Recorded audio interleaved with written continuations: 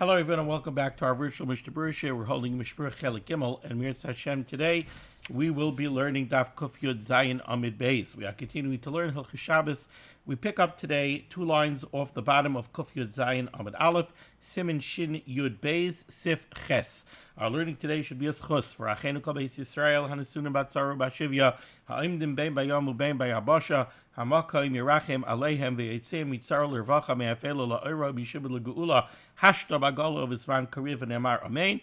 Our learning should be a schus refuah shalema for Esther Fradel Bas Chadam, Shemer ben Esther Fradel, Mirfal Yisrael Menachem ben Ita Genendel Chavadasa Bas Serel. They should have a refuah shalema b'sar Shar Chil Yisrael. Our learning should be a schus for Yonis ben Michal and Yoel ben Michal. The Rebbeinu Shalom should watch over them together with all of our other brothers and sisters who find themselves in harm's way. B'chol Makom Shehem. I just want to apologize. I'm generally quite makpid not to say the shir without wearing a jacket or without wearing my bekasha, and that is not for me. That is for Kavod HaTorah. If I'm being marbitz Torah barabim, I think it's only befitting. However, I'm very sensitive to heat, and today it's quite warm in my study where I always say the shir, because the air conditioning had not been turned on. The sun was beating on the room all day, so it's quite warm in here, and I don't handle heat well. So you should be meichel me, and today it's going to be shirt sleeves. Okay, now that we got that sidebar out of the way, let's resume our regularly scheduled broadcast. So Siman Shin Yud Beis Sif Ches. It's not the final sif, but for this sif, for Sif Ches, we're going to continue on the theme that we ended off this year with yesterday. Let's remind ourselves that back in the day of the Mishnah, the Gemara, still the time of the Shulchan Aruch, the preferred method of treatment for somebody who was dealing with constipation was to manually manipulate the rectal opening in order to assist in opening it up, and that would assist somebody in relieving himself. So we've been discussing over here being metaltal, using something for that purpose, using something that may have been muktzah for that purpose. We're discussing over here side issues involved with this procedure, if you will, the question of maybe coming to cut off hairs, etc., etc. And now we continue in that vein. Says the Mechaber in Sif Ches, Lemashmesh bebarza bepi hatabas, to use some kind of a wooden stopper. This almost sounds like a cork. Now this, it sounds very strange to us, but this is something that they did. They would use some kind of a little wooden stopper, something like a cork. They would use it, again, to manipulate the opening and open it up. Dina kitzrar, this would have the same halacha as using a pebble or a rock. Shalo yachazena ela b'shtei etzba'osav, the same halacha that we learned earlier when it came in yesterday's shir. When it came to the question of using the tzrar, we said that you can't hold it in the typical way, using your whole hand. Rather, you have to hold it with only 2 fingers, and you have to manipulate over there in a gentle fashion so that it is not a psik resha that you should cut off any hairs. So too over here with the barza. Continues the Mechaber, and the Mechaber says, Va'asar lotzeis bebarza. You wouldn't be allowed to go out to Rishos Harabim with this barza inserted into the piyat tabas, afilu tchuva kula baguf, even if it is inserted completely into the body. So it's not protruding from the body at all. So apparently, and the truth is, you could think of this in a certain way, the way we use nowadays, we do use as a remedy for constipation, a suppository. Now, the suppository is something which is inserted into the rectum. I believe, I'm not a doctor, but I believe the way a suppository works is that it has a few benefits. One is it provides more bulk down in the rectal area. It also lubricates. But so this was kind of, I think, a primitive type of suppository where they would take this barza and they not only would they sometimes use it to manipulate the opening and assist in opening the opening, but they would insert it kind of as a suppository and maybe leave it there temporarily. This brings up a question of a hitzah. What if you insert it and now you want to leave the house and you want to go out into Rishos HaRabim? Is this a hitzah issue? Says the Mechaber, yes. Also, lotzeis babarza, you're not allowed to go out with this barza, afilu tchuva kula baguf, even if it is completely inserted inside the cavity of the body so that it's not protruding from the body at all. This is still a hitzah issue. Let's see the Mishnah Berurah here. It says the Mishnah Berurah Kol Chaf Beis Lamash Meish Barza Pirish Shel Eitz. This barza was some kind of a stopper made out of wood, so like a cork. V'uadin b'psila. The same halacha would apply to what the Mishnah Berurah calls a psila, which literally means a wick. Shekarin tzepil. And this, I believe, is like a suppository that was inserted into the rectal opening. He brings this from the El Yerabah. You're not allowed to go out with this barza, afilu truva, even if it is completely inserted in the body. Now, the question over here becomes, why is this a hitzah problem? Why don't we say that the barza is bottled to the guf in a similar fashion to the fact that your beged is bottled to the guf and you're allowed to go out wearing begadim? If you have this suppository or this barza, which is inserted into the body. Now, I'm just thinking in my mind right now, I do have to draw a distinction over here between the barza that's being mentioned over here in the Mechaber and the Heintaka suppositories. Our suppositories would not have the equivalent halacha to the barza because our suppositories they're not inserted into the body and removed from the body. That you don't insert them and you don't later take them out when they're still intact. The suppository breaks down. The suppository melts. So the halacha that we're going to see here doesn't apply. This, we use it kind of in the same way as the Heintaka suppositories, but the facts on the ground are very different. The barza does not break down. The barza, you put it in the body and then it comes out of the body, or you remove it from the body and it is be'en. It's still completely intact. And that's why the Mishnah Berurah says over here, the reason why you can't go out with the barza, says the Mishnah Berurah, nice Kol Chav Gimel, you can't go out with it afilu tchuva, even if it's completely inserted in the body. Shekevan shemachnisa tadir kedei lachzer ulahoitzia. This is something that you put in, and you don't put it in with the intent of it staying there. It's something which is intended to be put in and removed. Put in and removed. Eino betela eitz ala guf. This is not something that becomes bottle to the guf. It's something which is, it's not even something that you wear. You know, you'll ask me, well, a shirt, you put it on and you take it off. Yes, but you put on the shirt, you wear it for a long time. The shirt is protecting the body, it's serving the body, it's bottled to the body. This barza is a foreign body. It's a foreign object. And it's something that is made to put in temporarily and take out. So it's not bottled to the guf. This would be akin to, you want to carry something. You want to carry a key. You're going to your neighbor on Shabbos for the Suda. You want to carry a key. So you'll take the key, you'll put it in your mouth.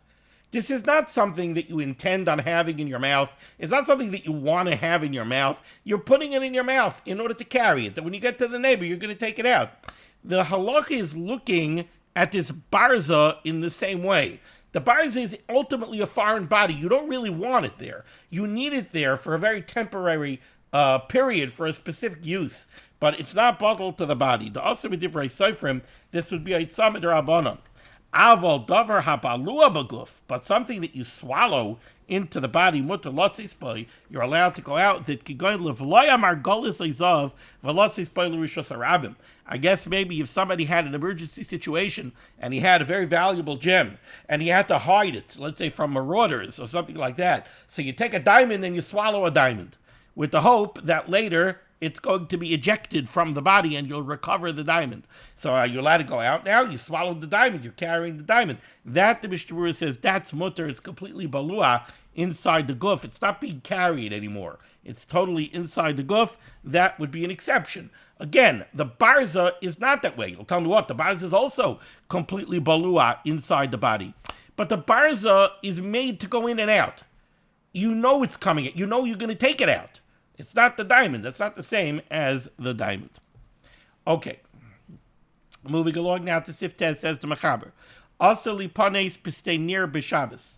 You're not allowed to defecate in a plowed field on Shabbos. Why? Shemeyavai la'ashvuye gumais, because we're afraid that you might come to the isser of ashvuye gumais, of filling up holes in the ground, which would be either a baina problem or a chayrish problem. Probably in a field, it would be a talada of chayrish, of plowing. Says the Mishnah Berurah, Katan Chav Dalet, B'stei Nir. He studied shenechareshes. This is a field that was plowed, so you've got your plowed furrows. Va'imedes lizriya, and this field is awaiting being planted. Umotzi ba'az al yidei charisha regavim v'gumos. If you've ever seen a freshly plowed field, so the plow breaks up the dirt, and now you have furrows, and it's not sand, it's clumps. The dirt, you have a lot of clumps of dirt on the ground, and you also have holes in the ground. For one thing, you have the furrows, but besides the furrows, by the nature of plowing, when you break up the ground, you've got clumps of mud, and you've also got holes. This situation is mamish ripe for the problem of ashvuye gumais. Says the Mishnah Berurah, umotzi ba'az al yidei charisha regavim v'gumais. You've got clumps and you've got holes. V'alkein, therefore, chayshinon shema be'eshe yipaneh. We're very concerned that if somebody goes to the Beis HaKisei in this plowed field, yishkach, he's going to forget himself. V'yitel meharigavim shalafanav, and he might pick up a clump of dirt. V'yashlich libekayim agumais, and throw it into a hole. So you've got a hole that needs to be filled or could use filling, and you've got a clump of dirt. The guy might pick up a clump of dirt and throw it into the hole. Well, by doing that, he just did ashvuye gumais. V'amrinan haisal guma utamama. We say that if somebody had a hole and he filled it up, gav shushis unatala. If somebody had a bump of mud inside the house and he scooped it up to make the floor level, if you do this in a house, it's a talada of the av malacha of boine, of building, because, like the Mishnah Berurah says in the brackets, shemisakin abayis bakach, you are repairing the house. If you've got an earthen floor and you've got a clump of dirt that's raised on the floor, and now you pick it up so you level the floor, you've just made a repair. You leveled out your floor. That's a repair, so that would be an act of boine. And in the field, if you do this, you're over the malach of chayrish. Sharei hishva bazez panei akarka v'yatoiv lizriya. Because if you go and you level the surface of the field, you're improving it for planting. When you plant, and you're planting one plant here, and one plant here, and one plant here, and one plant here, you want it to be level. Yes, you plow. The purpose of plowing is not to make bumps in the field. The purpose of plowing is to break up the earth so that you could go ahead and plant, and the water and the air and everything will penetrate the earth. Also, when you plow, you want to turn over the earth, you aerate it, and you bring better soil up to the surface. But ultimately, when you plant, you want a level surface to plant in. So by leveling, by doing ashvuye gumais, it depends where you do it. If you do it in a house, it's an act of baina. It's considered a repair on the house. If you do it in the field, it's considered an act of charisha, an act of plowing. Says the Mechaber weiter. So he said, you're not allowed to go for the Beis HaKisei in a plowed field on Shabbos because of the problem of ashvuye gumais. Continues the Mechaber. And if we're talking about not your own field, but your friend's field, it would be even usher during the week to go into your friend's plowed field to use as a Beis HaKisei, because you will trample his plowed field that he needs for planting, and you will ruin it. So it would seem that this is an exception to the takana that we learned about yesterday, the takana of Yeshua ben Nun, where we said that you're always allowed to go into your friend's field when you need a base hakise because of takanas Yeshua ben Nun.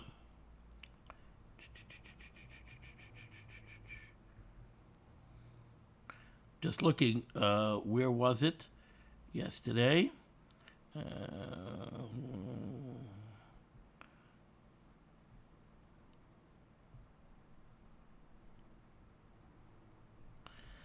Was it brought in the Mishnah Berurah? Maybe just the Mishnah Berurah brought it down? Okay. Yeah, it was the Mishnah Berurah cut Yud Zayin. The Mishnah Berurah brought down the Gemara in Baba Kama. That was my funny story about Baba Kama Pei Aleph on Beis. Mutali panes achoyre ageder destei chaveroi. You're allowed to go into your friend's field when you need a base hakise. That was one of the takanos of Yeshua ben Nun. However, to go into your friend's freshly plowed field where he's about to plant, that you can't do because you're going to ruin his field. Says the Mechaber Vayter Sif Yud, second line down, Kuf Yud Zayin Amud Beis. Avonim gedolos, large stones, shemitzadidin oisan, where you would arrange them one next to the other with a little bit of a gap in between, kimin moshav cholol, so that you create a hollowed out seat. The yoshvim aleim besados, and then one would sit on them in the field, b'makom hamayuchad lebeis hakisei, in an area that was designated as a beis hakisei. So, in essence, this was a primitively constructed toilet that would be constructed in the field in the area that was designated as the Beis HaKisei. So you stood up two stones next to each other with a little bit of a gap in between, and somebody would sit on those two stones that was side by side with a gap in the middle, and I don't have to be crude and spell it out. You understand what the purpose of these two parallel stones with the gap in the middle is. So the question is, are you allowed to construct this primitive stone toilet seat? Are you allowed to construct this on Shabbos? Says the Mechaber, Avodim gedolos, large stones, shemitzadidin oisan kimin moshav cholol, where you're putting them next to each other, right? Shemitzadidin. The shirish of that word is tzided, tzadim, two sides. Shemitzadidin oisan. You're arranging them side by side. Kimin moshav cholol, like a hollowed out seat, meaning that there's a gap between the two stones. V'yoshvim alayim b'sadai, and they would sit on them in the fields. B'makam hamiyuchad lebeis hakisei. Mutter litzadidon. You're allowed to arrange the stones in this way. V'af agav de binyan arayhu. Even though essentially you're creating a binyan aray, you're creating a temporary sort of structure. This is not a real kavua structure that you're creating. This is not boina daraisa. It's just two stones stood up next to each other. It's not a big deal. It's not a permanent construction of some kind. But a binyan aray it is. Now, while a binyan aray is not an issa daraisa, creating a binyan aray is an issa darabanan. Says the Mechaber, v'afagav the binyan aray, who, even though this is a binyan aray and constructing it would be an issa darabanan, like gazru be rabbanan, the Chachamim did not uphold their gzera against the binyan aray in this case. Why? Bishop Kavod Abrius. Weiter, because of Kavod Abrius. The same way they relaxed the Yisr of Muktzah, and they allowed you to be metaltal stones that really are Muktzah Machmas Kufay for the purpose of Kinuach, they also relaxed the Yisr Rabbanon of creating a binyan aray on Shabbos because of Kavod Habrios. Says the Mishnah Berurah,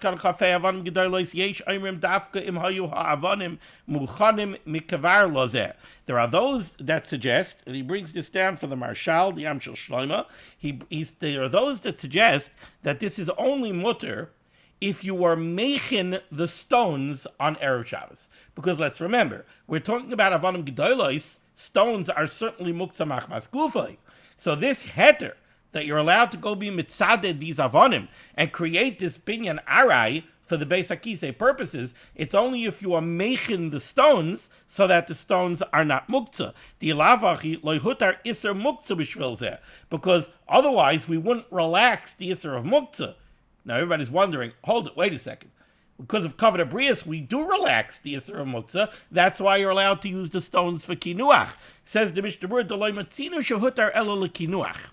You're right. We have a precedent that Chazal relaxed the Isser of muktzah, and they allowed you to use a muktzah makmas gufo stone for the purposes of kinuach. Yes, that we have a precedent for. But over there's a very strong inyan of Kavod Abrius. If somebody can't clean himself after using the Beis HaKisei, there's going to be all sorts of problems, right? It's going to be very malodorous, he's going to be embarrassed, he's going to be unclean, he's going to feel ma'us. So there's all sorts of Kavod Abrius issues involved in that. And yes, therefore we see that Chazal relaxed the Yisr Muktzah of Muktzah Makmas Gufay, and they allow you to use a stone for Kinuach. That's not the case over here. Over here we're talking about erecting a primitive toilet, if you will. You know what? That's not an issue of Kavod Abrius. That's really an issue of comfort, right? Again, you know, La'olam, person's always supposed to use a lashon nikia, but Torah ulalam dehi tzarich. A person could go to the Beis HaKisei by merely squatting. He doesn't have to have a seat to sit on. It's not a Kavod Abrius issue. It's really a comfort issue. So, therefore, the Marshal says, look, the Mechaber says that we will relax the Isser of creating a binyan arai to create this seat. But muktzah is generally considered a quite stringent Isser D'Rabbanan. And we don't have a precedent over here to be matir muktzah. To be matir muktzah, we only have a precedent for Kavod Abrius. Over here, we don't have Kavod Abrius. So the Amshel Shlomo says, I'm not going to extend this heter and say, yes, you could arrange the stones if you weren't making the stones. This heter that the Mechaber says, you could arrange the stones, yes, that's if you are making the stones, so they're not muktzah. But if they're muktzah, you cannot. That's the opinion of the Marshal. You could arrange these stones side by side. Hainu lahamid hadafanois shemikanu mikan. Says the Mishnah Berurah, we have to be very focused and understand exactly what it is that the Mechaber is being matir. The Mechaber is being matir to stand the two stones next to each other. So the Mechaber is being matir, creating a binyan arai, a temporary flimsy type of structure. That's what the Mechaber is being matir. Avol lahaniach even lemaila al shtehen. But how about if you have two parallel stones and then you put a stone on top? Now, you'll ask me, that kind of defeats the purpose. The purpose over here was to have two stones with a gap in the middle. Well, again, I don't want to get too graphic over here, but you could create a different type of primitive toilet where there's two stones next to each other. There's a stone on top, and I guess the person will sit on the platform on top and slide back. That could also serve the purpose of the Beis HaKisei. But on that, the Mishnah Berurah says that we would not be matir. Now, why not? Let's see the Mishnah Berurah here, because there's a very big difference. Says the Mishnah Berurah, Hainu lahamid adafano shemikanu mikan. We have to read the Mechaber and take the Mechaber very literally. The Mechaber is matir to stand up the two stones next to each other. He chose his words very carefully, the Mechaber. Mutter litzadidon. Mutter litzadidon means to stand two stones next to each other. Ava lahaniach even lamayla al shtehen. But if you want to put a stone on top across the two stones that have a gap in between them, aser mishum oihel. Now you're being ma'ahil. Now you're tenting over, you're creating a shelter over the gap between the two stones. Now you have two stones with a gap in between them, and you've got a roof on top of that gap. Now you're creating a roof over the gap in between the two stones. Now you're creating an oihel arai. So now you have a new problem. The heter of the Mechaber was to create a binyan arai. We don't find that the Mechaber was matir to create an oihel arai. Says the Mishnah Berurah, to put a stone on top and create an oihel arai, that we don't have a heter for. And says the Mishnah Berurah, after oihel araihu, even though it's only an oil arai, and the same way a binyan arai is an issa d'Rabbanan, an oil arai is also an issa d'Rabbanan. Kain kasav Magen Avram. The Magen Avram, you see again, I want to be very clear here. The Magen Avram is making a diuk in the Mechaber. The Magen Avram is looking at the Mechaber, and the Magen Avram is saying, look, I only have the heter that the Mechaber gave. The Mechaber gave litzadidon, to put the stones next to each other. So the Mechaber was matir, binyan arai. To put a stone on top, that's oil arai. That I don't see that the Mechaber was matir. Now you'll ask me a question. What's the difference? A binyan arai is an issa d'Rabbanan, oil arai is an issa d'Rabbanan. I don't think we find, we'll have to see as we go, but off the top of my head, I don't think that we find that oil arai is more chamor than binyan arai. So what's driving the Magen Avram? Like, it's very nice to make a diuk in the Mechaber, but you have to have some kind of explanation. Why would it be that the oil arai is more chamor than the binyan arai? So I'll explain a possible answer to that in a minute, but let's just see let's just close out the Mishnah Berurah. The Mishnah Berurah says, Aval El Yerabah, Ma'amar Mordechai, Matir and Gam Bazeh. The El Yerabah and the Ma'amar Mordechai don't hop onto the bandwagon with the Magen Avram, with this diuk. They say, what's the difference? This is an issa d'Rabbanan, that's an issa d'Rabbanan. What's the problem? There is, the Machzah Shekel, I think, is suggesting over here that the reason why the Magen Avram feels that there could be a difference between the oil arai and the binyan arai is a very interesting reason. To be matir the binyan arai of putting the two stones next to each other, there's no other way to make this construct. However you make this construct of this primitive toilet, it's going to be a binyan arai. So okay, so the Mechaber was matir the binyan arai, and I keep on saying that the Mechaber is matir. It's based on a Gemara in Beitza. It's not just the Mechaber. So we have a heter to create this binyan arai because no matter how you do this, you're going to be creating a binyan arai, and we're matir the construction of the binyan arai because of the covenant brius that's negay over here for the use of the Beis HaKisei. Oihel arai, you could make this construct of the two stones with the third stone on top, you could do that without transgressing the Isser D'Rabbanan of oil arai. You know how? The Isser D'Rabbanan of oil arai is only if you create the oil arai in the typical way, without a shinui. The typical way that you build is first you build the walls, then you build the roof. So to put up the two stones next to each other, parallel to each other, with a gap in between, and then put the roof stone on top, that would be an Issa D'Rabbanan of oil arai. But you know what you could do? You could hold up the top stone, then put up the two side stones. That would be doing it with a shinoi. That's not even an Issa D'Rabbanan.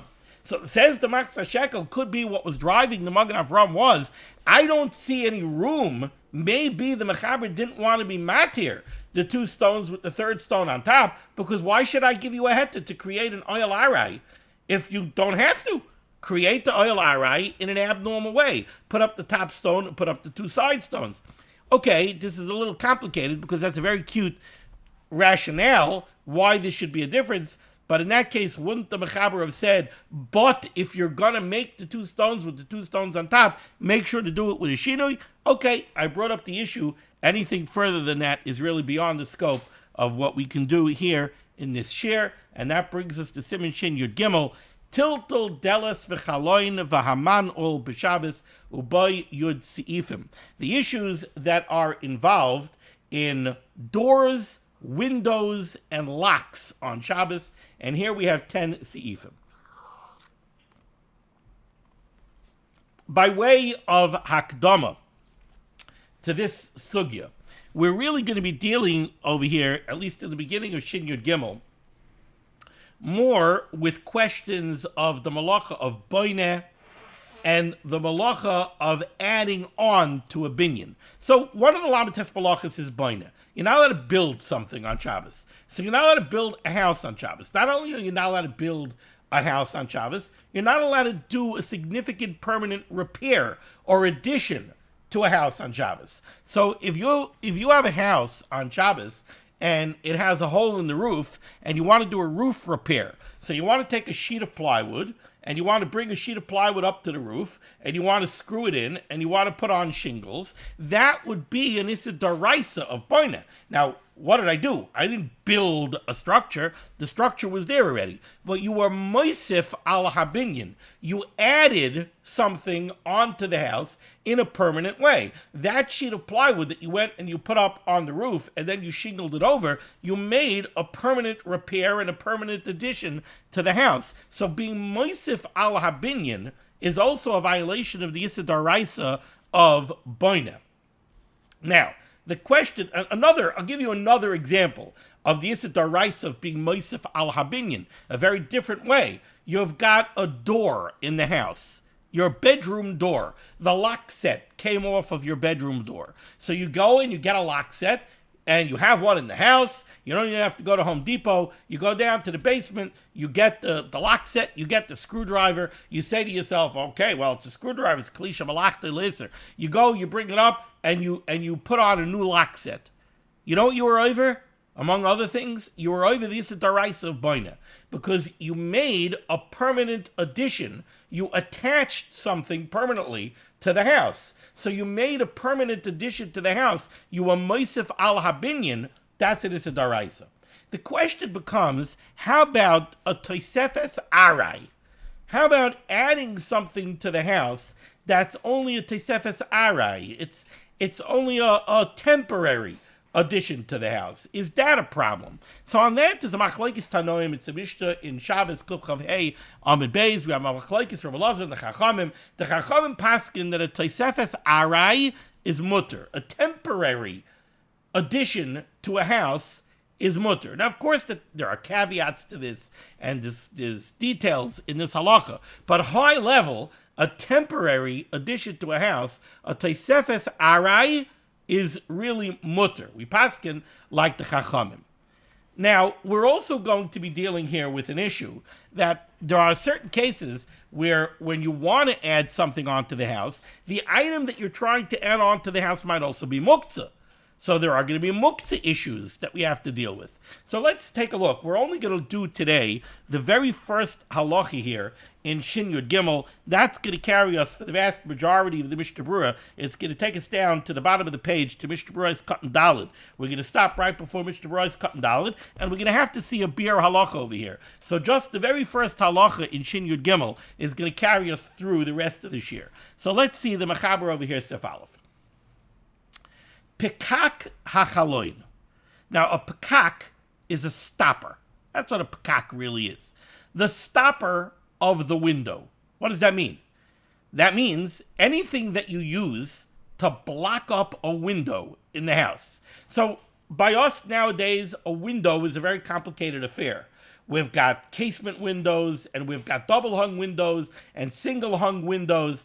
Essentially, a window is an opening in the wall that needs to be able to be closed, either because you want to keep out the elements, you want to keep out the rain, you want to keep out the wind, or you want privacy. So a window essentially is just an opening in the wall, and now you need something to stop it up. You need something to close it up when you want it closed. Like we do with everything else, we've turned windows into very complicated affairs, where we've got all types of windows, and where the window itself is a whole complicated structure, and windows cost a fortune. And when you want to replace one window, you're already talking about who knows how much money. But a window, essentially, is a very, very simple affair. So says the Mechaber, Pekak hachaloin, the stopper of the window, something that you're going to use to close up the window. Keep going. For example, luach, a board. You have an opening in the wall. You need to stop it up. What do? You take a board. You close it up with a board. Or anything else that you want to use to close up the window. Says the Mechaber, Yechoilin lisasmai. You're allowed to take this device that you have, this board, or whatever it is that you want to use, and you're allowed to close the window. Afilu im einoi kosher. Even if the window is not connected to the house in any way. Literally, the words mean, afilu imena kosher, even if it's not tied to the house. And what's the chiddush over here, says the Mechaber? V'lo yomrinan, we do not say the heavy kimoisif ala binyan. We don't say that this is an Isser Daraisa or an Isser Drabanan of being Moisif al Habinyan. So now we can understand what's at play over here. What the Mechaber is telling you is very simple. You've got a house. The house has an opening in the wall, aka a window. If you take something now and you fasten it in any way, shape, or form to the house in order to close up the window, right away that's going to bring a shaila. Maybe what you're doing is considered being moisif al habinyan. Maybe you're now making an addition to the house, and maybe this is either an issa daraisa or an issa darabanan of boine. You're adding on to the structure. Maybe that's usher. Says the Mechaber, no. This is not considered a problem of being moisef al binyan. Now I'm going to do something very untraditional over here. I'm going to go to the Mishnah Berurah, but I want you to skip Mishnah Berurah's Cotton Aleph and go to Mishnah Berurah's Cotton Beis. The Mishnah Berurah says in nice Cotton Beis, V'lo yomrinan. We do not say that this is called being moisef al binyan. Explains the Mishnah Berurah. Why not? Kevin shedarkei bekach liftayach v'liskar tamid. Because this board, or whatever you're using to shut the window, this is not something that you're being moisef ala binyan. All it is a tosefes arai. It's a very temporary addition to the structure. This is not like the lock set that I told you about earlier, that you get the screwdriver, you get the impact driver, and you attach a lock set to your bedroom door. When you attach a lock set to your bedroom door, you intend it to remain there until the next time it breaks, which you hope, if you get a decent quality lock set, which is getting more and more difficult nowadays, but you hope that you'll get a few years out of it. So this is a permanent addition to the structure. That's an Issa Daraisa of Baina. But over here, when you have a window, there's a reason why you have a hole in the wall. You want an open window, but you also need to be able to close it because of the rain, because of the light, and because of privacy. So this is something which is made to be opened and closed and opened and closed and opened and closed. So when you take the board and you put it into the opening to close the window, you're not being moisif ala binyan. You're not adding something permanent to the structure. If anything, it's a tesefes arai. It's a temporary addition that you're going to take off again. Tesefes arai, we pass like the chachamim. Tesefes arai is mutter. So, understood this way, the Mechaber is very, very straightforward. I want to read it to you again in the Mechaber. Pekaka chaloin, the closure of the window, like a board or anything else that you're going to use to close the window, you're allowed to close it up, kosher, even if it's not attached to the house. What's the point over there? The point is, if it would be attached to the house, if this board would be tied to the house, or would have hinges on it, then it certainly wouldn't be a shaila of tosefes. You're not adding anything to the structure. It's already attached to the structure. But says the Mechaber, I don't care, even if it's ain't kosher, even if it's not tied to the house. So now you might be tempted to say that this is called tosefes. Says the Mechaber, no. This is not a problem of being moisef ala binyan. Why? Because it's a tesefes arai, like the Mishnah Berurah said in Ice Cotton Bays. It's made to be opened, closed, taken off, put back, removed, reinserted. It's a tesefes arai, and tesefes arai is mutter. Now we get a drop complicated. Says the Mechaber, I'm going weiter in the Mechaber before we do Mishnah Berurah's Cotton Aleph, because Mishnah Berurah's Cotton Aleph is a little bit of a tangent. Let's go to weiter in the Mechaber. Says the Mechaber, but there's a caveat. V'hu sheyachshoy v'alav me'erev Shabbos l'sas my boy. But this is only mutter if you mentally had in mind on Erev Shabbos, I'm using this board to close up the window. Now, what's driving this statement of the Mechaber? Right? The Mechaber says, as far as tosefes ala binyan, there's no issue here. This is a tesefes arai, and that's why it's mutter. But comes along the Mechaber, there is a caveat. The caveat is that olav, you have to think about the board. whatever it is that you're using for the closure, you have to mentally designate it from Erev Shabbos for use to close up the window. Now, coming against the backdrop of Shin Tes, Shin Yud Aleph, Shin Yud Beis, right away we understand the keywords that are going on over here. This sounds very much like a muktzah problem. And according to Rabbeinu Tam and Tosfos, that's exactly what this is. This is a muktzah issue. The Mechaber is telling you is, boina? There's no boina issue here. This is a Tesefes Arai. It's completely mutter. But there's a Zaitika problem. There's a peripheral issue. The issue is muktzah. The board that you want to use to close up the window might be muktzah. So you have to mentally designate it as a window closure. If you mentally designated it on Erev Shabbos as a window closure, now you're allowed to use it because now it's not muktzah. Let's go, again, I'm being a little bit untraditional here. Let's go to the Biur Halacha, Dibra Maschil Me Erev Shabbos L'Sos Moi Boy. Explains the Biur Halacha, Hainu. Tekevon Derechinu Lekach, if you mentally designated it as a window closure, less pay Yisr Tiltel. Now there's no muktzah problem. Because now you turned it into a keli. You don't have to worry that this board is muktzah machmas kufa. No, since you mentally designated it to use it as a window closure, now it becomes a keli. It's a klisha malachta leheter, and now there's no iser tiltel, and it gets even better. We're going to see in the Mishnah Berurah, you don't need to do a maisa to turn it into a window. You don't have to designate it la'olam forever to be a window closure. Why? Because we learned already in Shinches that when you have something that is typically used for a certain usage, then a simple mental designation is enough. So you mentally designated this board to be a window closure. Boards like this are commonly used to be window closures. So that's it. That's enough. You made it ois muktzah. It's a klisha malachta leheter. And now there's no iser tiltel. Says the Mishnah Berurah, ubalav hachi. But if you didn't mentally designate it as a window closure, asa mishum tiltel. Now there would be an iser muktzah. Aval mishum binyan. But as far as the shaila of boina, lo shaykh bebekaka chaloin klal. There's no shaila of boina. Why, says the Mishnah Berurah?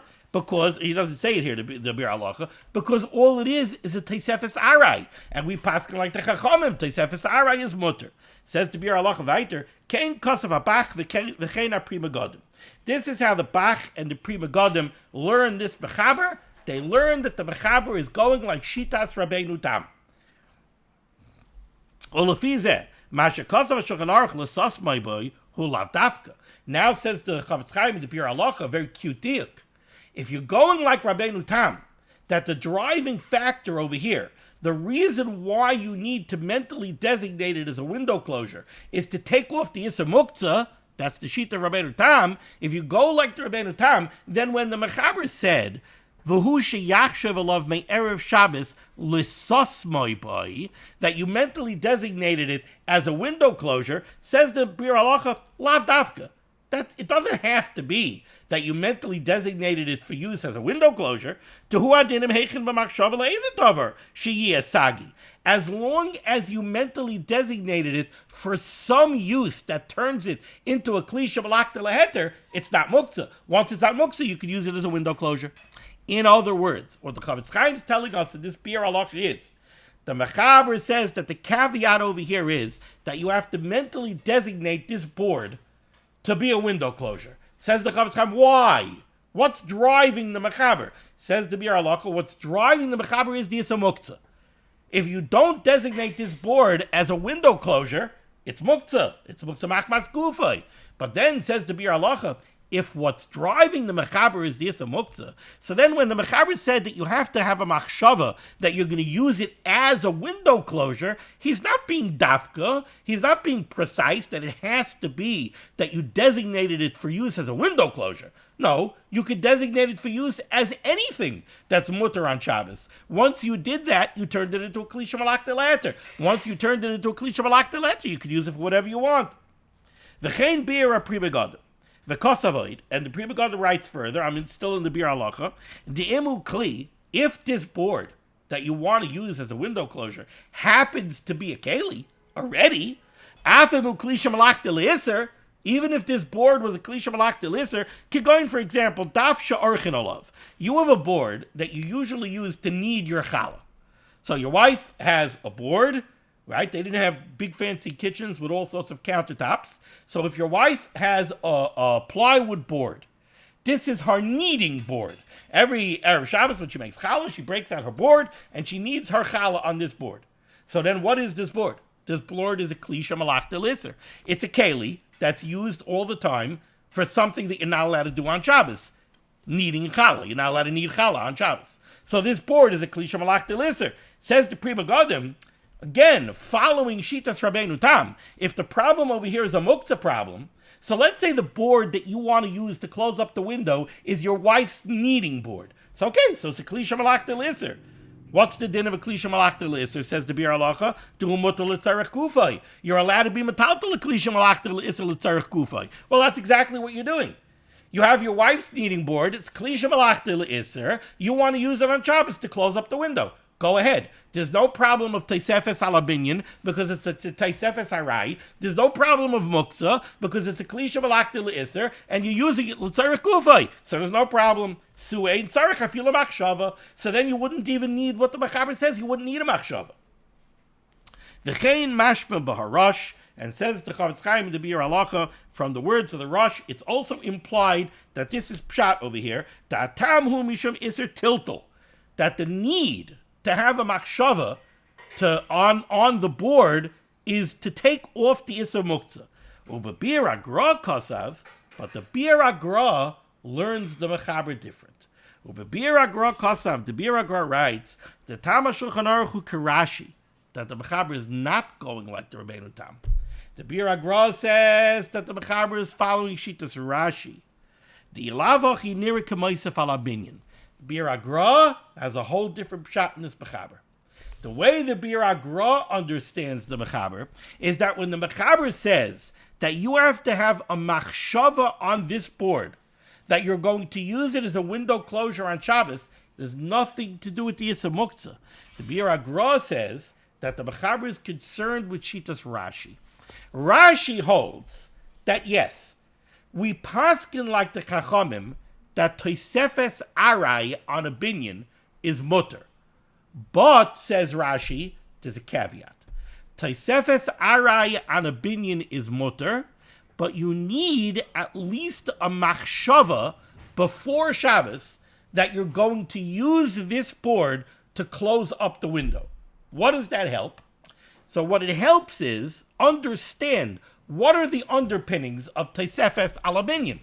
The whole problem of Tosefes Alabinyan is there's an Issa Daraisa of Boina, and there's also an Issa Daraisa that you're not allowed to make any kind of permanent addition to a structure. So you're not allowed to put the lock set onto the bedroom door. So Tosefes Alabinyan could be an Issa Daraisa. We paskin like the Chachamim that Tosefes Arai is mutter. But, says Rashi, the Gemara made a caveat to that. The caveat to that is that in order for it to be considered a Tosefes Arai that's mutter, you have to have at least had a machshava before Shabbos that you're going to attach this board to the structure in order to close the window. By doing that, you lessened how much of a Tosefes it is. It's not such a Tosefes. It's not that I took this board out of the blue and I'm adding it to the house. No, I had a machshava already on Erev Shabbos that I'm adding it to the house. So a little bit, it's as if it was already added to the house. Mentally, in my mind, it's already part of the structure. Somebody points to that board. What is that board? Oh, it's the window. A window is part of a house. So Rashi learns that the need for a machshava, that you're going to use it for a window, is not to take off a muktzah problem. The need for the machshava is, yes, Tosefes Arai is mutter, but Tosefes Arai is mutter with a caveat. The caveat is that you have to have had at least a machshava from Erev Shabbos that this board is going to be part of the house. So again, I want to be very clear here because we need it for going weiter. The Mechaber tells us essentially a very simple halacha. The halacha that the Mechaber is telling me is You've got a window. You could take a board. You could attach it to the house. But there's a caveat. You have to have a machshava on Erev Shabbos. I'm going to use this board to close up the window.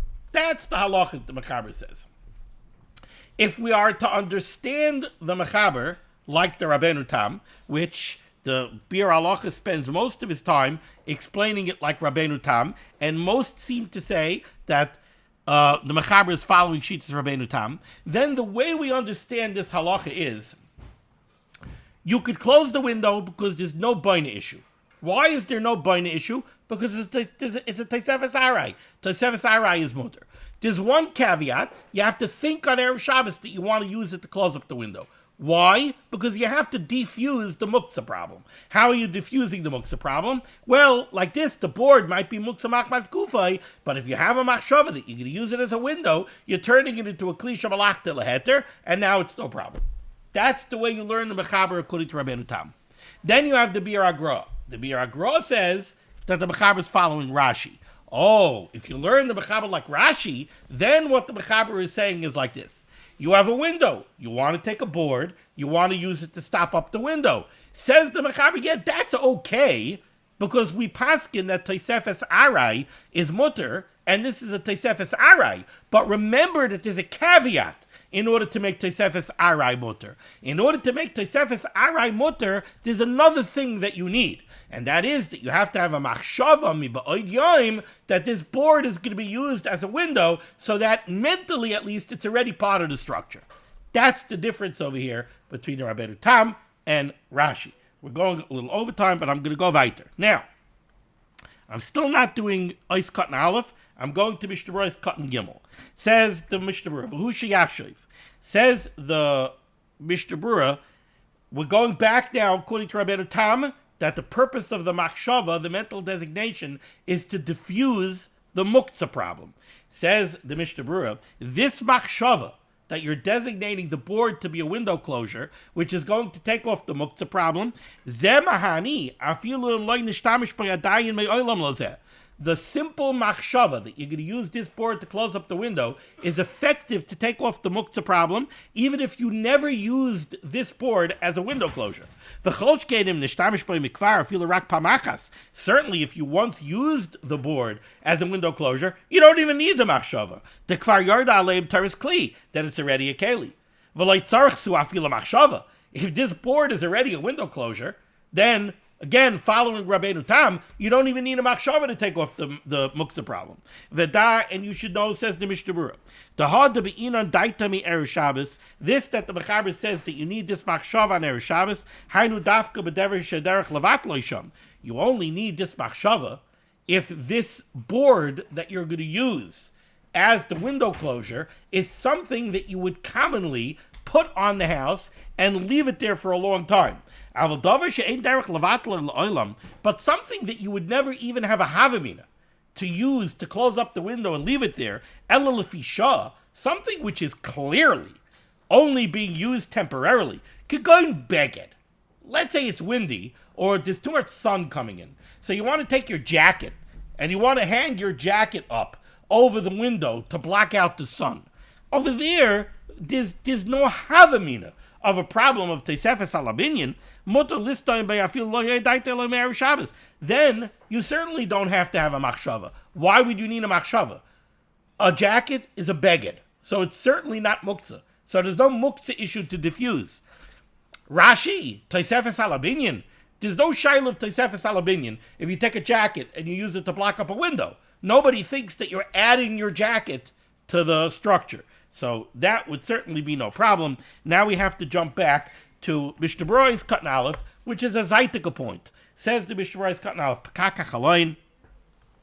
Again, the essential halacha of the Mechaber was that you're allowed to close up the window. Now, a window is a vertical plane, right? A window is on the vertical wall of the house. The only shaila that comes up is Hoisafa al Habinyan. You might be attaching something to the house. Says the Mishnah Berurah, there's another potential worry over here. Says the Mishnah Berurah, you're allowed to close up a window. Va'afilo al aruba shebegag shari. You're also allowed to close a skylight Why do I need the Mishnah Berurah to tell me this? Says the Mishnah Berurah, "Ve'ena nechshav la'oil." I don't have to worry that by closing up a skylight, maybe there's another isser, asiyas oil, making a shelter over an open area. That's asiyas oil, creating a tent, creating a shelter. No, says the Mishnah Berurah, when you have a skylight and you put something on to close the skylight, that's not a shiloh of asiyas oil. The ha'oil kfar osui. Because you have a roof with a skylight. When you close the skylight, we don't say you're making an oil. The shelter is already here. The shelter has an opening. Sometimes it's open, sometimes it's closed. You're adding to the pre-existing oil.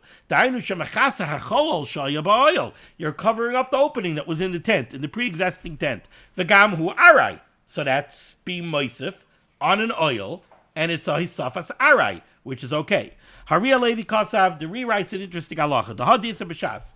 This that it says in the Gemara on Shabbos on Kufton Zayin and Beis. Shepakaku es hachaloin b'Shabbos, that they closed up a window on Shabbos. Mimnei mace, because of a corpse. Shlo yikanis hatumah labayis v'yitamu hakelim, so that the tumah shouldn't be able to go into an adjoining room and cause all the kelim in the house to become tummy.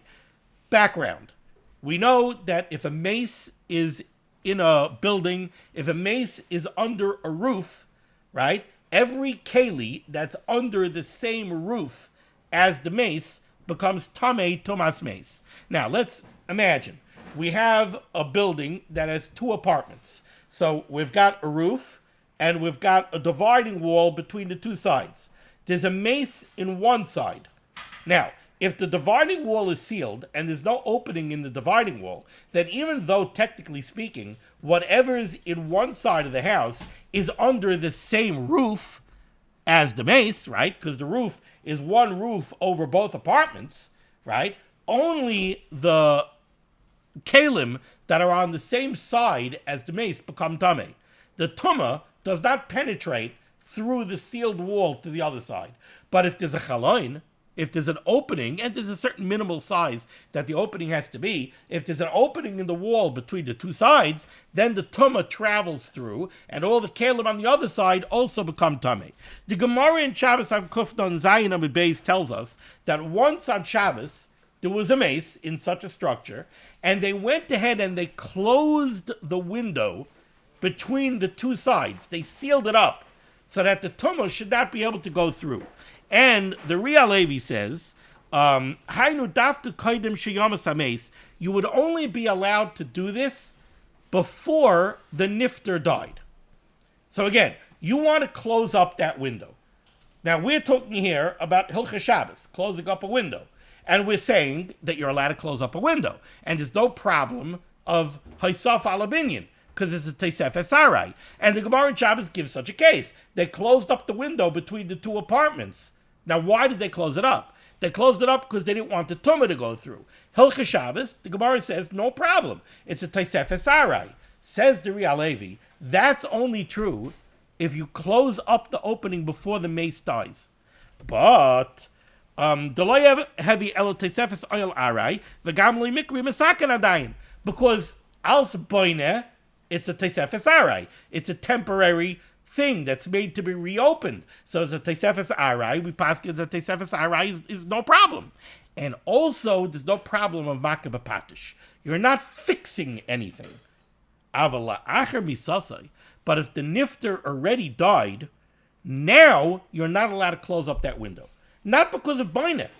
Boine is not a problem. It's a Teisef Esarai. Teisef Esarai is mutter. But there's a new problem. Mikri Tikkun Gomer. Now you have a problem of Makah B'Patish. Why? Because by closing up that window, you're gaining a significant accomplishment. What you're doing is, you're closing up that wall so that the tumah cannot go through. That's called Tikkun Moneh. That's like Makah B'Patish, and you wouldn't be allowed to do it. The Magen Avram disagrees. He says this is not called Tikkun. What are you fixing? What the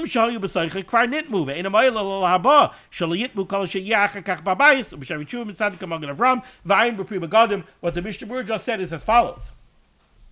The Ria Levi is saying to close up that opening between the two apartments is usher if the mace already died. Why? Because if the mace already died, so there's tumah already in the house. Now by closing the opening, You're stopping the tumah from going through. That's a tikkun. That's makah b'patish. You're not allowed to do it on Shabbos. Says the Magen Avram, what are you talking about? What tikkun is there? When the nifter died, the opening was open. The tumah already went through. All the kalim that are in the other side of the house are already tameh. What are you being misakin by closing it? The only thing you're accomplishing by closing it is that now, if somebody brings in a new keli, it won't become tameh. But that keli is not there yet. You're not being misakin it. You're not fixing it.